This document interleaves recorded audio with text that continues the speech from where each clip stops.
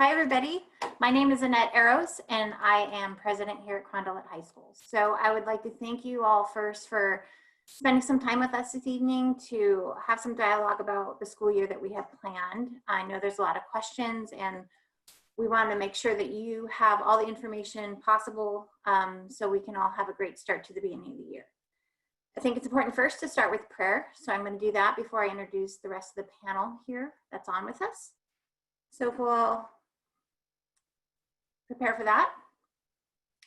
Loving God, our Creator, our Savior, our Companion, bless this journey of a new year that we undertake today. Refresh our souls and renew our spirits as we embrace this beautiful ministry you have called to us.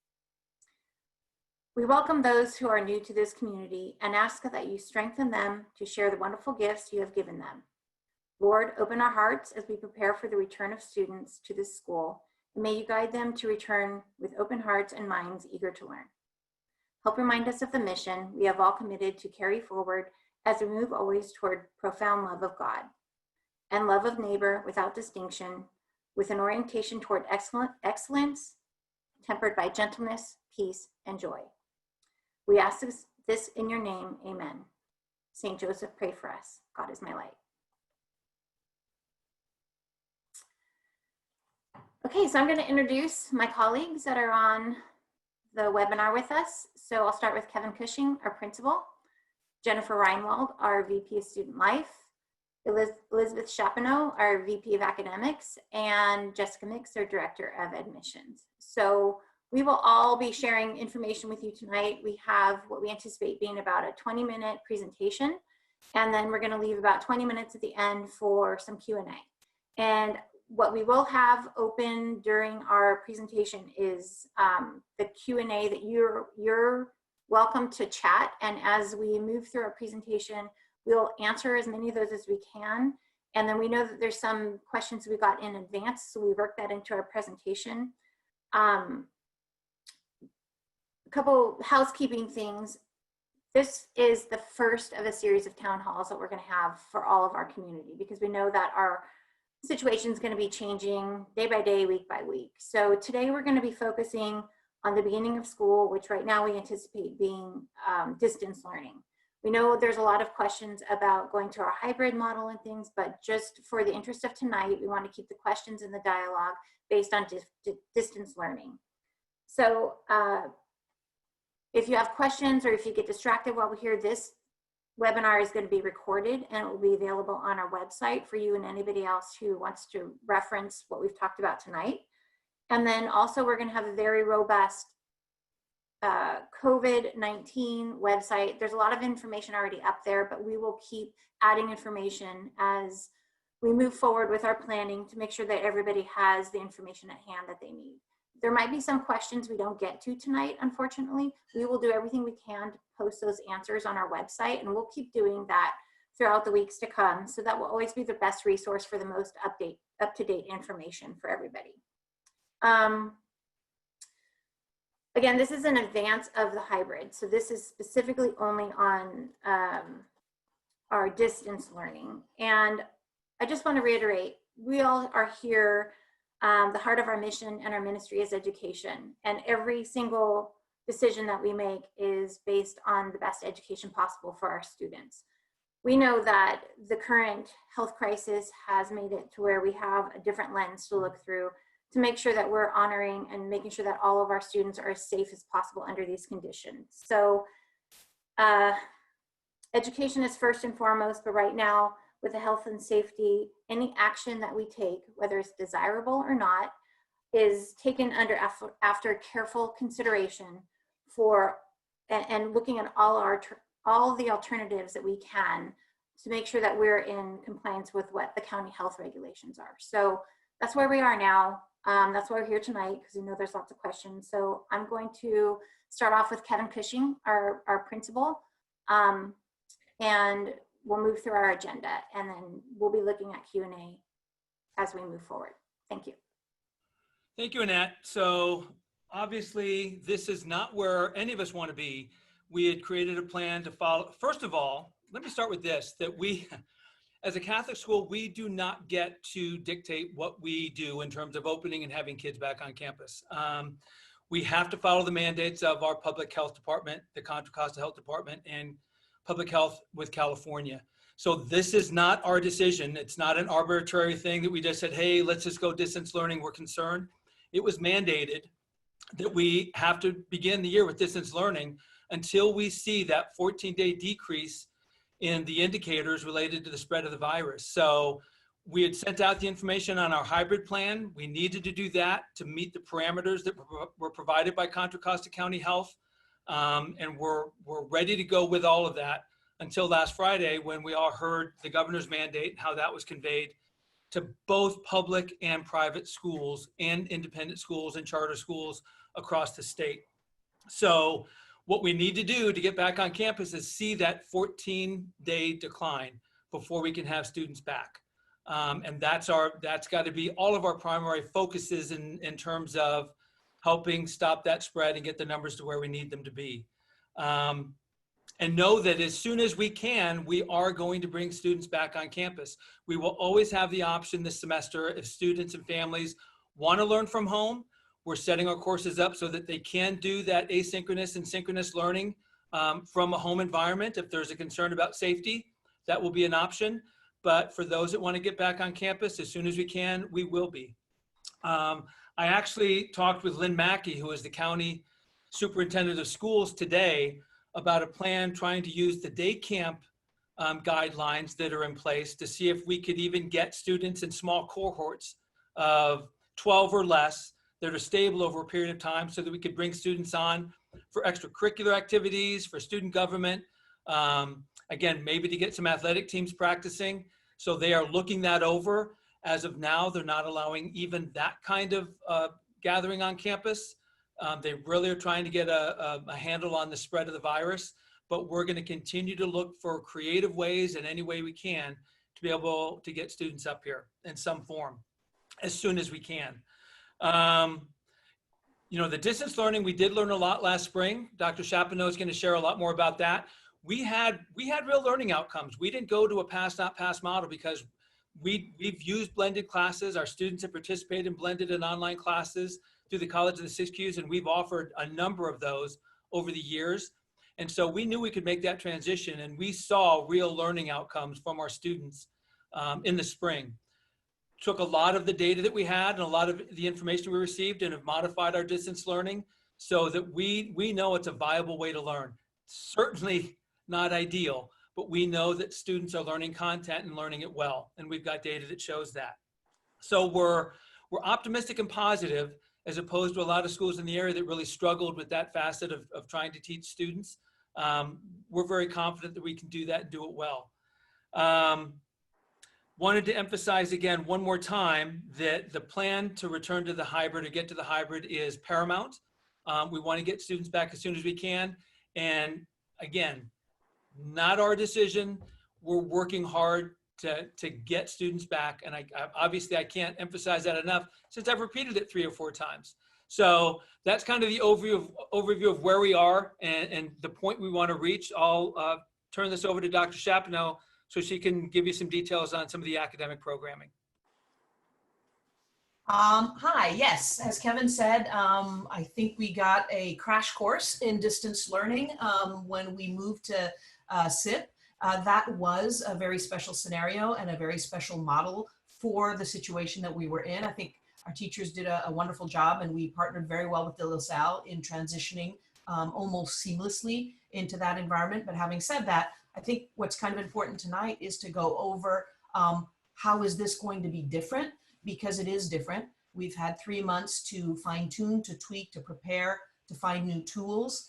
And the school year that your daughters are walking into is a regular school day. It is not some shelter in place plan that we put in place. And I think that that's going to take maybe some adjustment for girls that have been sheltered in place and have gotten used to that format. The reality is Our desire is to provide as many learning opportunities as possible and to provide an environment that also creates engagement, both through learning, and my colleague Jennifer Reinwald will be going over through community and student life.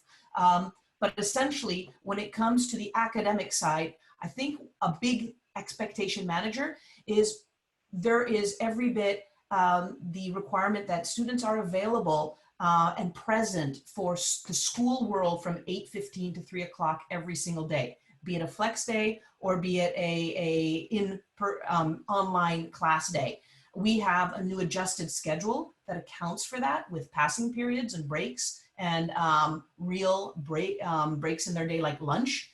But the world of homework comes back into their existence, and planning for that is an important part of this piece. And the expectation is that this is going to feel alive if they contribute to the process. It is really active participation is key to an online, to any classroom, but to an online environment, there is no change. So I guess for students, we have expectations. We expect them to engage and to take advantage of all the opportunities that we have put, including the extra support for teaching and for learning.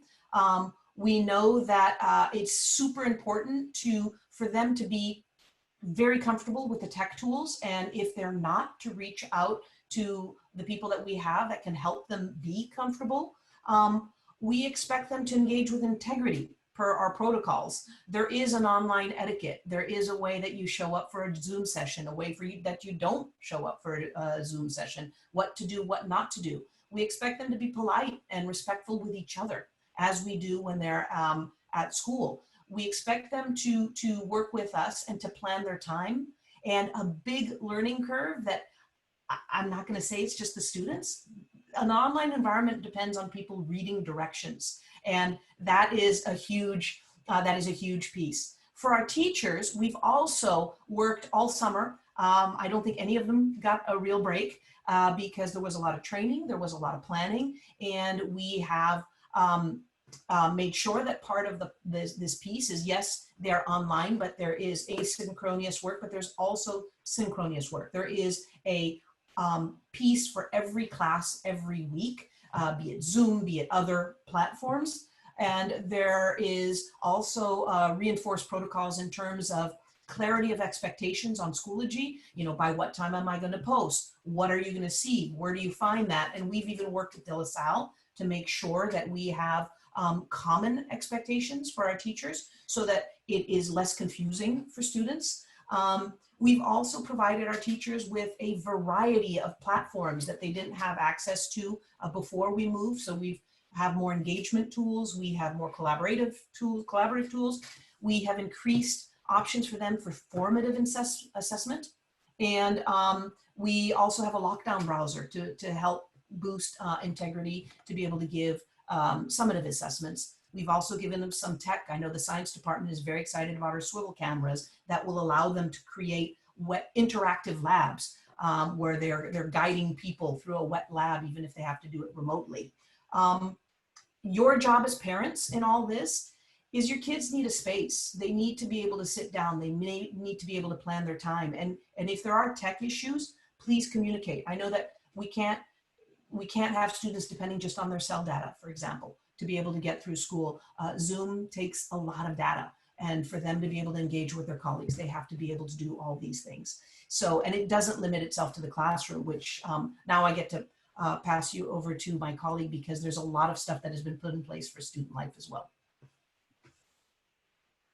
Yeah, so student life, the student life department, just like the teachers have been working all summer, the student life department has been working all summer as well to make sure that we are still building community within the classes, but also within the larger Carondelet sisterhood. So the student activities department, wellness counselors, dean and attendance and campus ministry have all been working to see how we can create spaces and times, even when we're online, even when we're distant, to spend time together, to build relationships, and build friendships. So couple of things just to mention right at the start is you might be wondering about student orientation. So student orientation will be virtual this year. There will be a video that will be posted on Monday, August 10th, which will have all sorts of information that the students need to know. And then they will have a check-in in their 5th period class at the end of that week, where they'll be able to ask any questions and clarify anything that they need to clarify. And then for our new students are going to have Zoom meetings for a little more conversation before the start of school.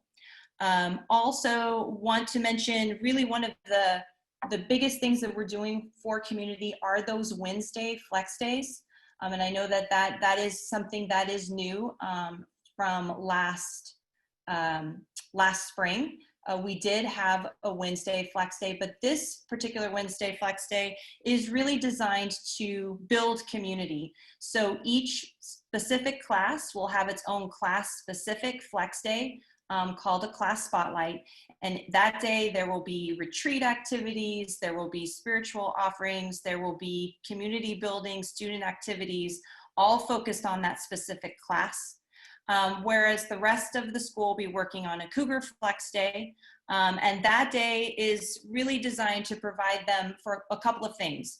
Some structured times for some social extracurriculars like club meetings, like a special social advocacy and community service projects run through the school, some enrichment opportunities towards the end of the day, an opportunity for movement, but also built in that day is about 2.5 hours worth of dedicated academic time that students can choose to use to work on what's going on in their classes, or if they need to meet with their teacher or meet with a peer tutor or work with a small group, they'll be able to do that during that time. So it provides a little bit of a little less structured academic space for students to sort of take a breather midweek, as well as build in opportunities to really meet with their clubs, work on passion projects, develop interests that are outside of their academics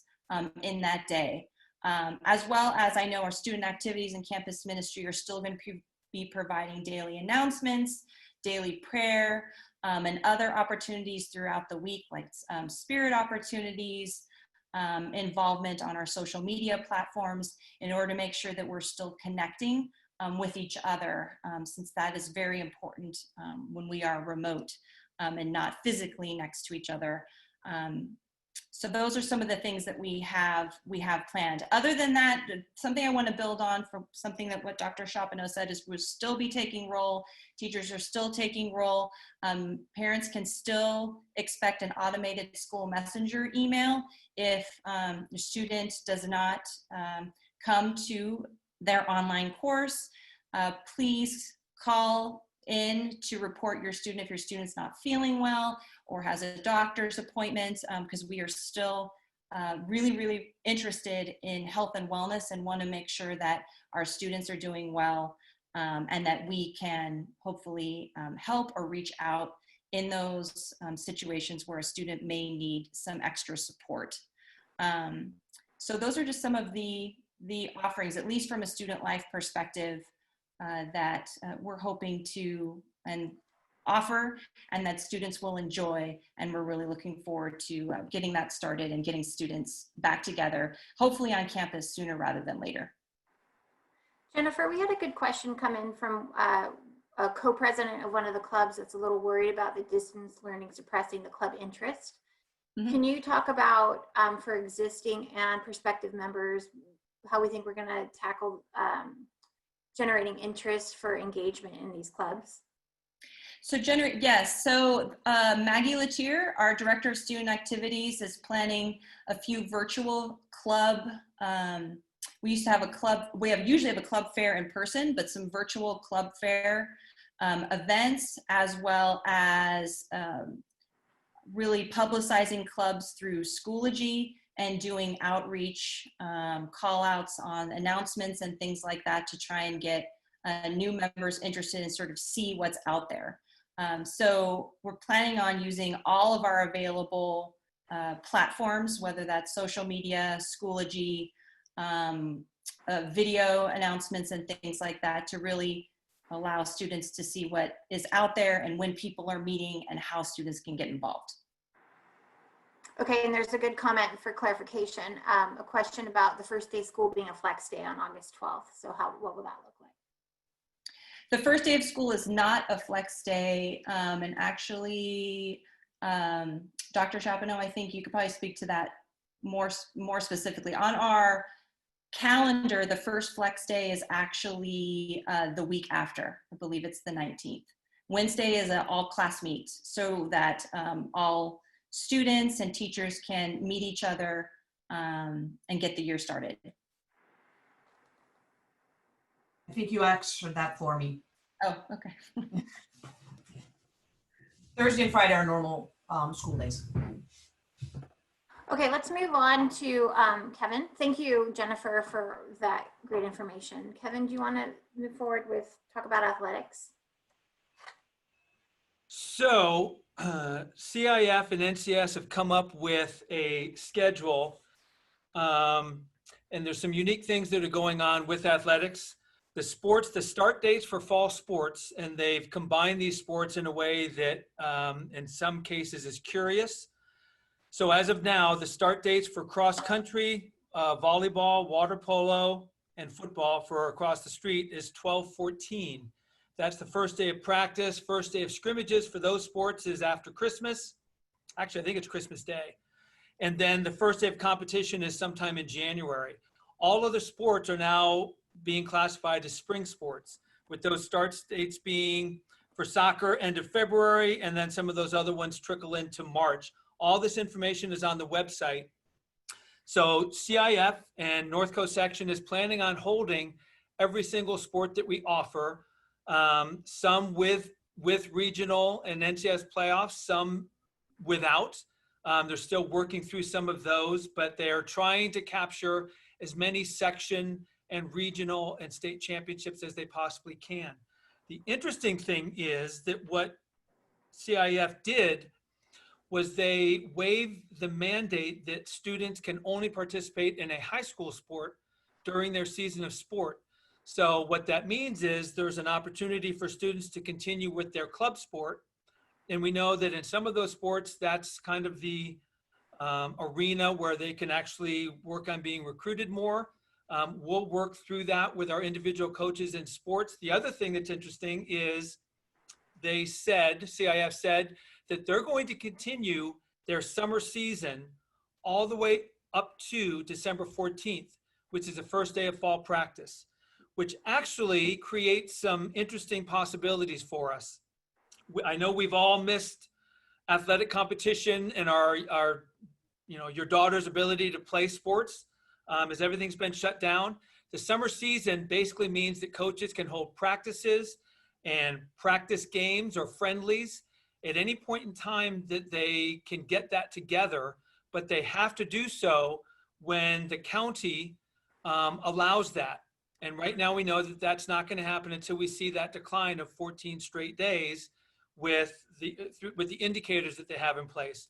But that doesn't preclude a neighboring county or an outside county that has declining numbers to host events. So we could actually, when the time arrives, have our volleyball team go to another county, and we could gather 3, 4, 5, 6 other schools, maybe even Catholic schools, and hold friendlies on the weekend and things like that. So we're already looking at those possibilities. Right now, again, we can't practice even in the pods of 12 or less at this point in time. We're really trying to push for that so we can start to get some of our preseason conditioning in place. But again, preseason conditioning is going to run all the way to December 14th. That's the first day of official practice for those fall sports that I mentioned. But along the way, there's actually the possibility to get all kinds of athletic competitions in because of that summer season being extended. So we're looking at all kinds of different possibilities with the potential of having the ability to offer a lot in terms of off-season friendlies, practices, and things like that. Again, all the information is on the athletics page. You can look at it in detail and know that we have been talking to other E-ball met last week, and they are also looking at the possibility of moving to different counties if Alameda and Contra Costa are closed for the sporting events that we offer. And we've reached out to other Catholic schools along with De La Salle to look into the possibility of creating competitions with them as well. So everything's on the table, and we're looking at all possibilities in terms of athletics.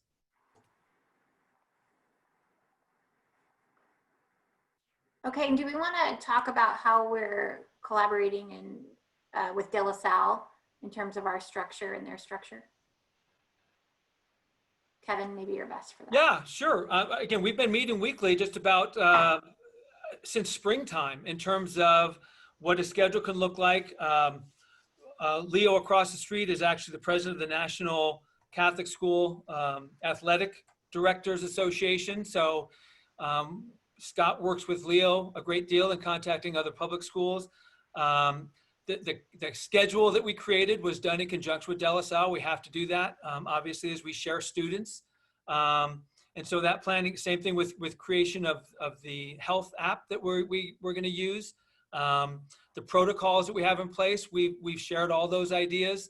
One of the reasons that we created the schedule that we have is we're trying to limit the passing periods as much as we can, especially in this environment, creating a schedule where we could go to a distance learning program, to a hybrid, to fully face-to-face as easily as we can. This schedule allows us to do that. So it's been constant communication, and we've worked together really, really well, as we always do, to create what we have in place. I know there was a concern a little bit about not reaching out to parents for input. And the honest answer to that is, with the restrictions that we have in place, there wasn't a whole lot that we could do.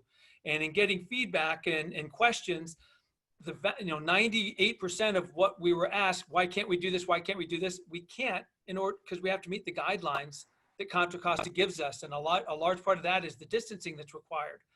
And it's not like an elementary school or even a large school, but St. Isidore has 600 kids or something. I get that, but they've got one teacher and maybe a second homeroom teacher.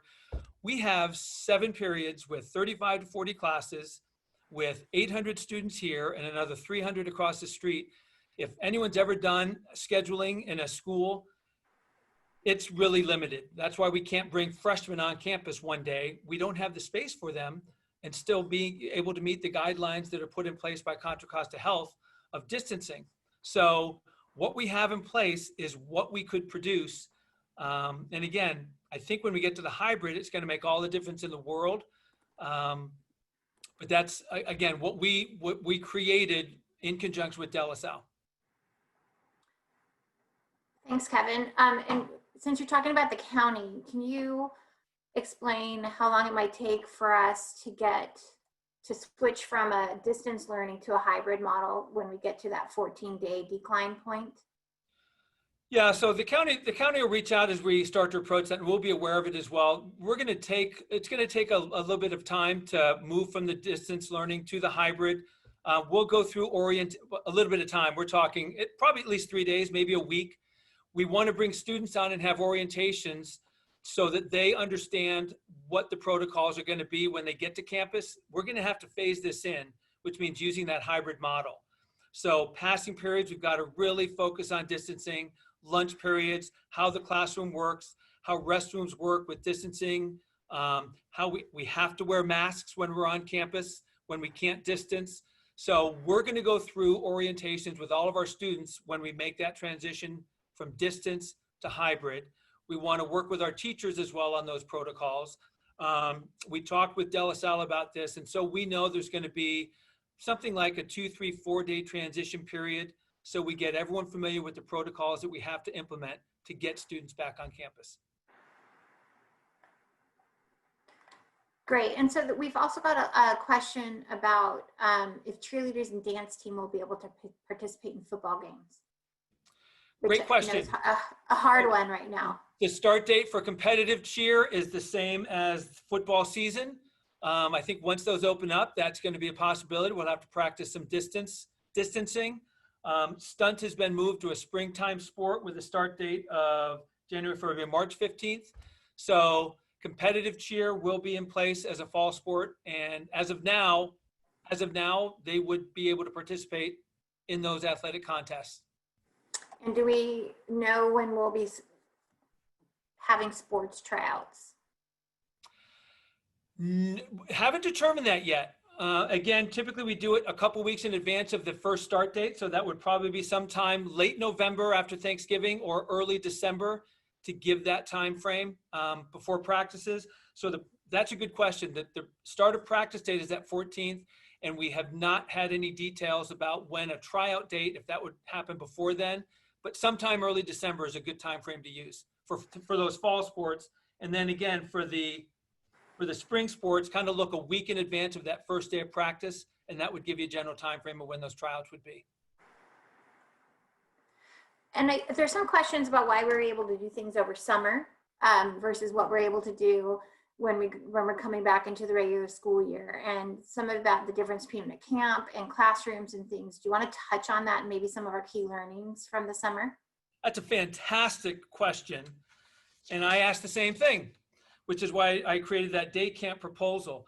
So the camps were put in place back when the county was opening up, and we had to follow the strict guidelines that they provided for us with the distancing, the limited number. We actually created a 12-page plan that we sent to Contra Costa Health that was approved. So when the mandate for the 14 days came down, those kinds of activities should have stopped. We had a week's grace, to be honest with you, as they were looking to implement that for the beginning of the school year. They kind of grandfathered in the summer camps. We had one more to go. We ran the math program as a math camp. Same thing, staggered times, stable cohort, so we knew that the students were in groups together. They, again, allowed us to finish that last week of math because we ran that as a camp as well. I reached out to Contra Costa the Tuesday, was that last Tuesday of last week, which the last week? Didn't hear back with a specific answer, so we just continued the summer stuff for that last week. But we were told specifically that that kind of activity has to stop until they get a handle on the spread of the virus. And those kinds of gatherings now are under that 14-day restriction as well.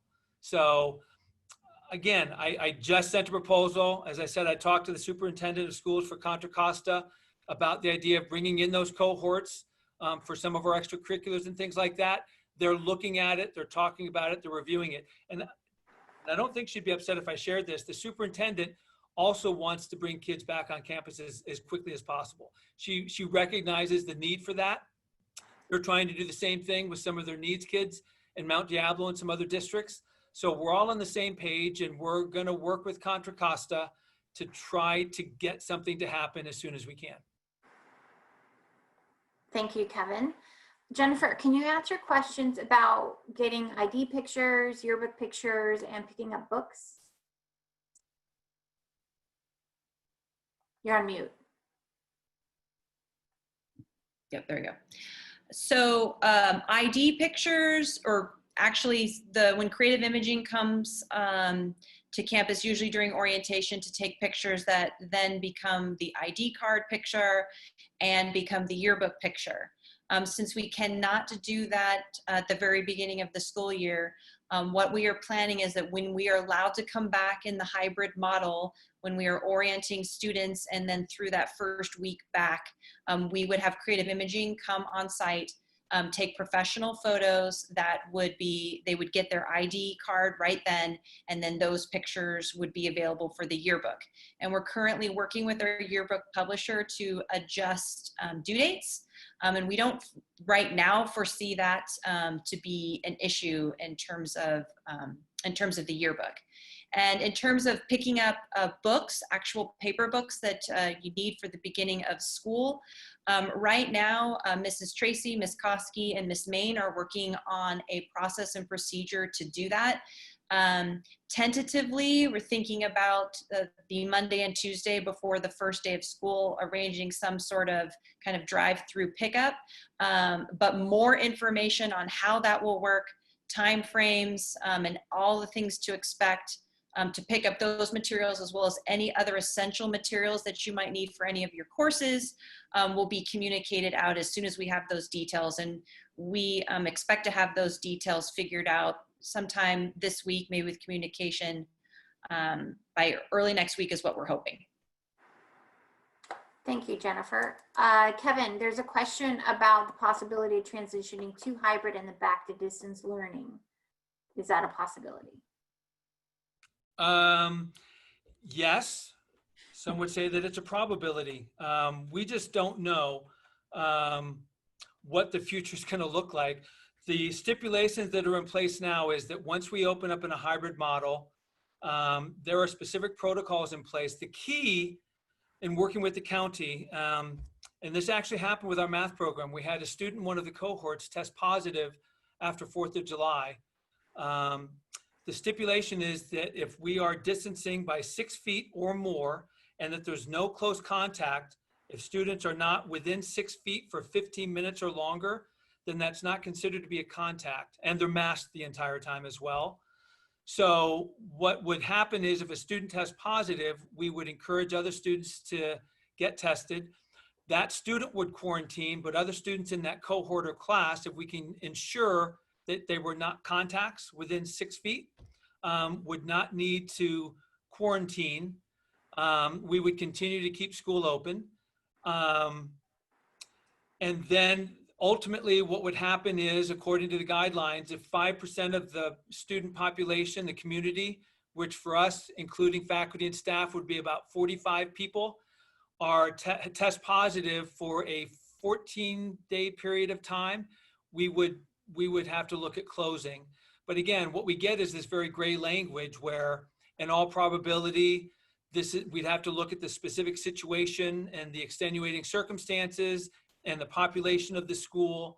So the answer is something like 5%, but that might not be the specific guideline.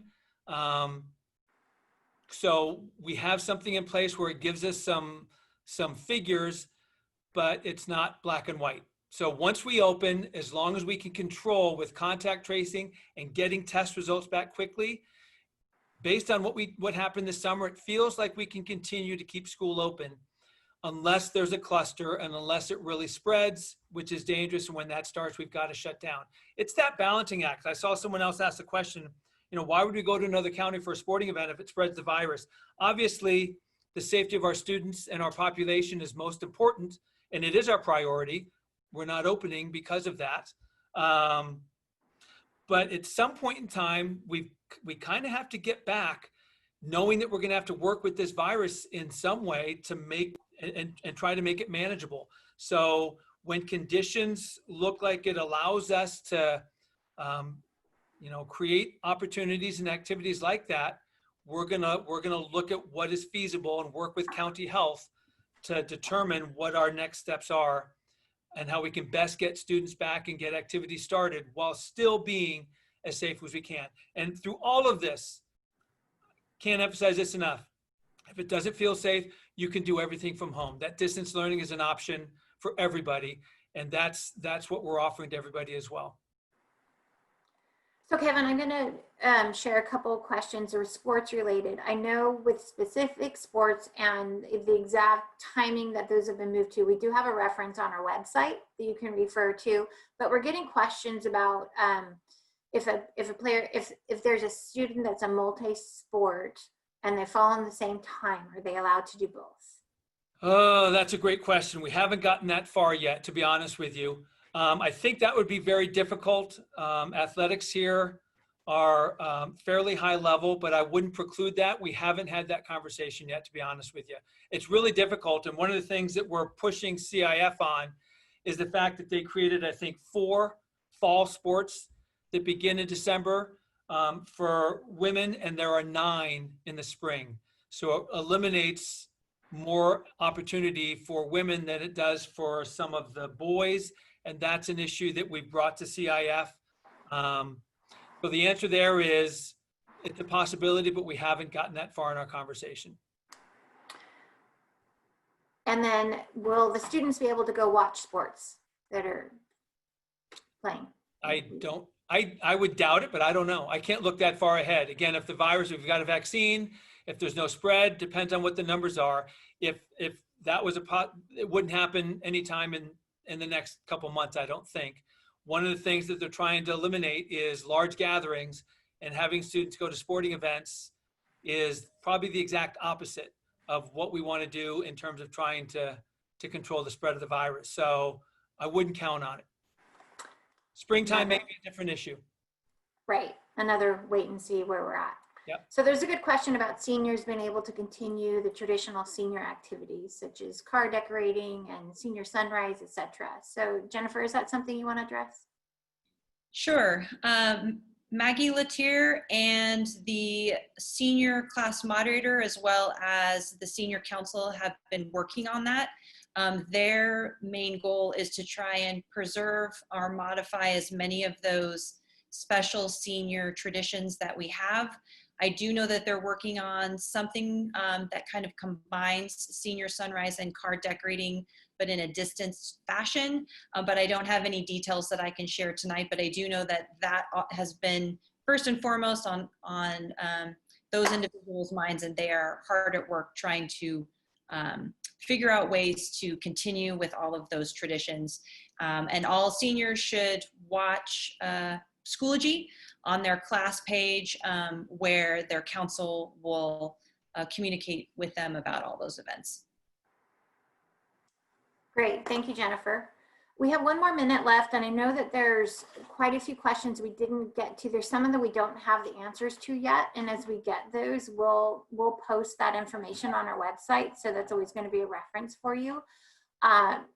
Again, I want to reemphasize, this is the first of many town halls we anticipate hosting over the course of the school year.